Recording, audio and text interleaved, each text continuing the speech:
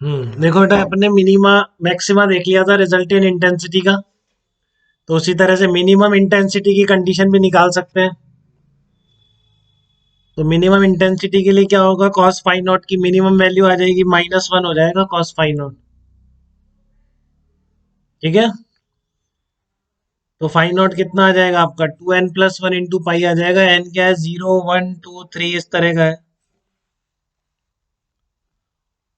ये बात हुई थी अपनी, पहले भी देखा था हमने कब मिनिमम होगा। तो कॉस फाई नॉट -1 पे अब फेस डिफरेंस कितना आएगा, 2 pi by lambda into path difference. तो पार्ट डिफरेंस कितना निकल के आएगा इससे आपका, पार्ट डिफरेंस आएगा lambda upon 2 pi into 2n+1 into pi. तो मिनिमम के लिए पार्ट डिफरेंस की कंडीशन आ गई 2n+1 लेमडा बाई 2। तो जब भी दो वेव्स मिल रही है, इंटरफ्रेंस कर रही हैं, तो अगर पार्ट डिफरेंस n लेमडा था तो क्या होगा, कंस्ट्रक्टिव इंटरफ्रेंस होगा, जो लास्ट लेक्चर में देखा था। ठीक है। बट अगर ये डिस्ट्रक्टिव इंटरफ्रेंस हो रहा है तो फिर आपका पार्ट डिफरेंस क्या होगा, lambda by 2, 3 lambda by 2, 5 lambda by 2, इस तरह से होगा। तो मैक्सिमम जो एक्सप्रेशन था आपने देखा अभी लास्ट लेक्चर में, मैक्सिमम एक्सटेंशन इंटेंसिटी थी इंटरफ्रेंस के अंदर √I1 + I2 का होल स्क्वायर। और मिनिमम इंटेंसिटी कितनी होगी, √I1 माइनस √I2 का स्क्वायर। ठीक है। तो ये दोनों एक्सप्रेशन आपको पता होनी चाहिए, जनरल भी याद होना चाहिए। रिजल्टेंट इंटेंसिटी का ये वाला I1 + I2 + 2 √I1 I2 cos phi not. और साथ में मैक्सिमम और मिनिमम का एक्सप्रेशन भी आपको पता होना चाहिए, √I1 + √I2 का whole square maximum intensity interference में है, ये मिनिमम इंटेंसिटी है।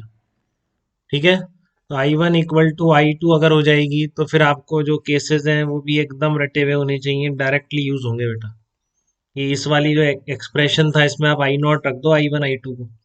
I1 + I2 + 2 √I1 I2 cos phi not में I1 और I2 को I0 रख दो। तो देखो क्या निकल के आएगा, I0 + I0, 2 I0 कॉमन ले लिया, 1 प्लस कॉस फाई नॉट, इसकी जगह 2 cos² फाई नॉट बाई 2 रख दिया। तो कितना बन गया है, 4I0 cos² phi not by 2 बन गया। तो ये रिजल्टेंट इंटेंसिटी है। अगर जो इंटरफियर वेव्स कर रही हैं उन दोनों की इंटेंसिटी अगर सेम है, तो रिजल्टेंट इंटेंसिटी का एक्सप्रेशन ये यूज करोगे आप, 4I0 cos² phi not by 2। ठीक है। और अगर आपका I = I जनरल हो गया, मैक्सिमम क्या हो जाएगा, इसकी जगह 1 आ जाएगा, 4I0 मैक्सिमम हो जाएगा। मिनिमम क्या हो जाएगा, इसकी जगह 0 आ जाएगा मिनिमम। ठीक है। क्योंकि जब दोनों सेम है तब मिनिमा देखो कितना आ रहा है, जब दोनों सेम होगा 0 आ जाएगा। मैक्सिमम I0 रख दो, 4I0 है। ठीक है। तो ये ध्यान रखेंगे, अगर आपकी इंटेंसिटी सेम है तो मिनिमा पर एकदम अंधेरा हो जाता है, लाइट और लाइट मिलके एक दूसरे को खत्म कर देती हैं।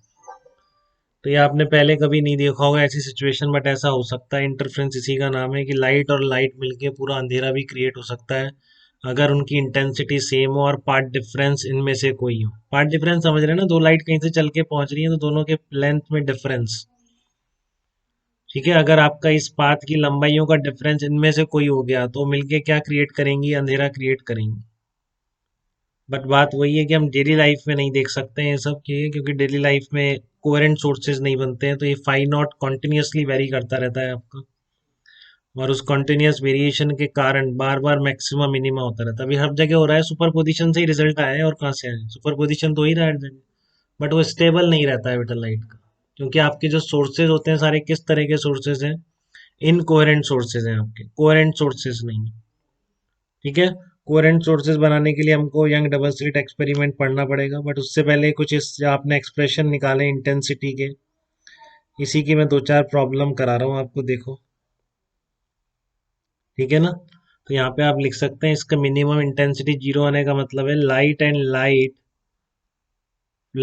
Light form darkness. Light light मिलके भी क्या बन रही है, डार्कनेस बन रही है। कंप्लीट अंधेरा होता है, यहाँ पे इंटेंसिटी एकदम खत्म हो जाती है।